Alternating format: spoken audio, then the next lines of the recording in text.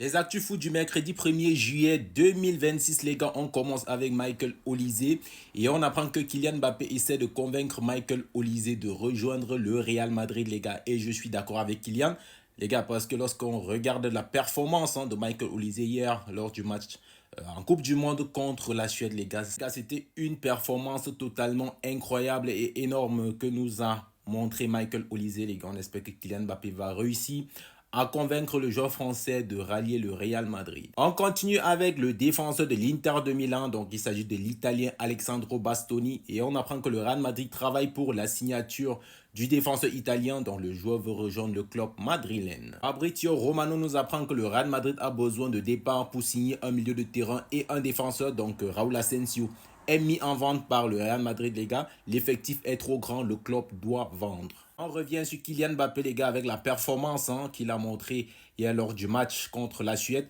Donc Kylian Mbappé devient le seul deuxième meilleur buteur de l'histoire de la Coupe du Monde. Donc il n'a que 27 ans et il a déjà inscrit 18 buts. Donc avec 19 buts, Léo Messi est le seul joueur à avoir marqué plus de buts que lui en Coupe du Monde, les gars. Et on sait qu'il y a d'autres matchs à venir, les gars. Donc Kylian Mbappé pourrait éventuellement finir cette Coupe du Monde en tant que meilleur buteur de la Coupe du Monde de tous les temps, les gars. Donc si jamais il finit par dépasser le record de Léo Messi. On parle cette fois-ci de la nouvelle recrue du Real Madrid, les gars. Il s'agit de Marco Cucurella qui a déclaré: je suis prêt à me sacrifier pour Mbappé et Vini. Je ferai tout le boulot, tout le sale boulot pour qu'on gagne. Donc mon objectif est de gagner. Donc les gars, voilà.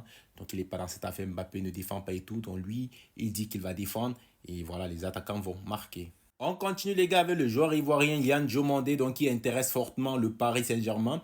Donc Leipzig réclamerait environ 151 millions d'euros pour Yann Diomandé. Une offre de Liverpool d'environ 101 millions d'euros de bonus compris a déjà été refusée par le club allemand, dont le PSG reste la priorité du joueur, les gars. À noter que la Côte d'Ivoire donc a été éliminée de la Coupe du Monde, les gars. Donc c'était hier contre la Norvège d'Erling Haaland. Toujours avec le club parisien, les gars, on apprend que le PSG avance pour Elie Junior Kroupi, dont des négociations sont en cours avec Bournemouth qui réclame 100 millions d'euros.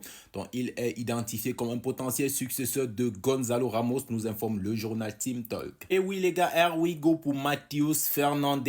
On sait que c'est un milieu de terrain qui était convoité par le Real Madrid, les gars, mais finalement il va aller du côté de Tottenham, dont les Spurs vont payer les 90 millions d'euros pour le milieu de terrain portugais, donc d'après Fabrizio Romano. Du côté de la Première Ligue, les gars, on apprend que Chelsea s'est mis d'accord avec Pep Chavaria, dont le défenseur gauche de 28 ans veut rejoindre les Blues et veut jouer pour Xavi Alonso, dont discussion en cours et accord proche d'être trouvé entre Chelsea et le Rayo Vallecano, nous annonce Fabrizio Romano. Officiel, les gars, donc Henrik Mkhitaryan prolonge à l'Inter de Milan, donc les gars, jusqu'en 2027. Et c'est également officiel, les gars, donc Koke prolonge jusqu'en 2027 avec l'Atlético Madrid. On parle cette fois-ci, les gars, de la Mannschaft, donc l'équipe nationale d'Allemagne, donc qui a été éliminée de la Coupe du Monde, les gars, par le Paraguay d'Almiron.